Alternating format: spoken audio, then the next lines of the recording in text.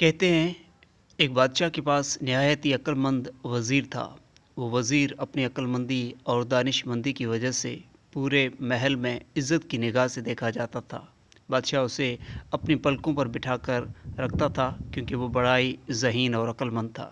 وہ ہر مسئلے کا حل چٹکی میں نکال دیتا تھا۔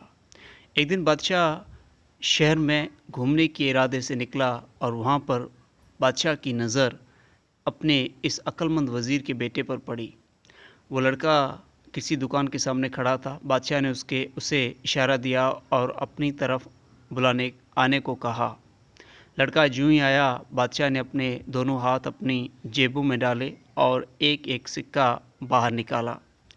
ان میں ایک سکہ سونے کا تھا اور دوسرا سکہ چاندی کا۔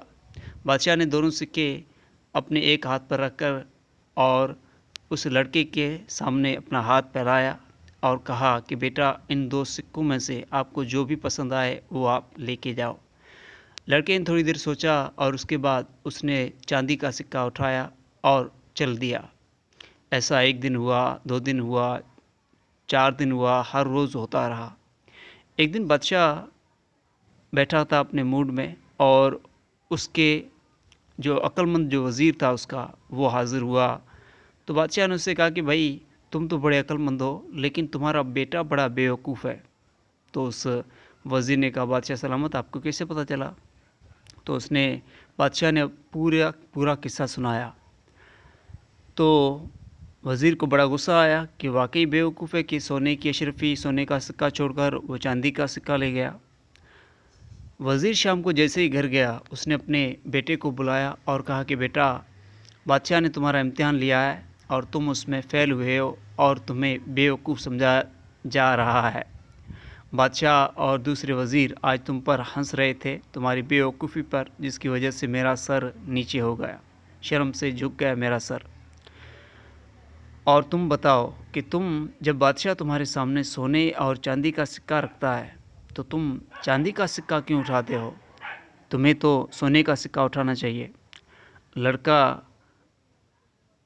اپنے باپ سے کہتا ہے کہ بابا جان، اگر میں بادشاہ سلامت کے دیے ہوئے 2 سکے یعنی چاندی اور سونے کے سکے میں سے اگر میں سونے کا سکہ اٹھاؤں گا تو بادشاہ دوسرے دن میرا یہ امتحان لے گا ہی نہیں۔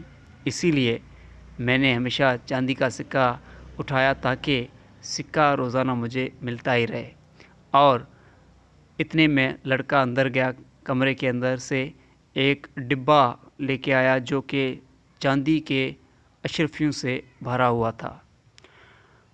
باپ اپنے بیٹے کی اس عقلمندی، ذہانت کو دیکھ کر دنگ رہ گیا اور اسے شاباشی دی۔ اگلے دن بادشاہ کو پورا قصہ وزیر نے سنایا تو بادشاہ بھی حیران ہو گیا اور اس لڑکے کو بلا کر 1000 اشرفیاں، سونے کی اشرفیاں انعام میں دے دی۔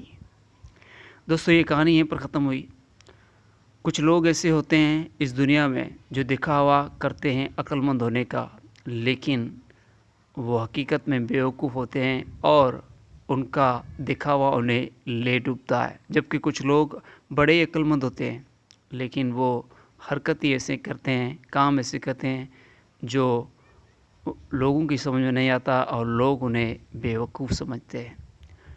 ویڈیو بڑی محنت سے بنایا گیا ہے، اسے ضرور لائک کیجیے گا۔ چینل پر نئے ہیں تو ضرور سبسکرائب کیجیے گا۔ اپنا خیال رکھیے گا۔ اللہ حافظ۔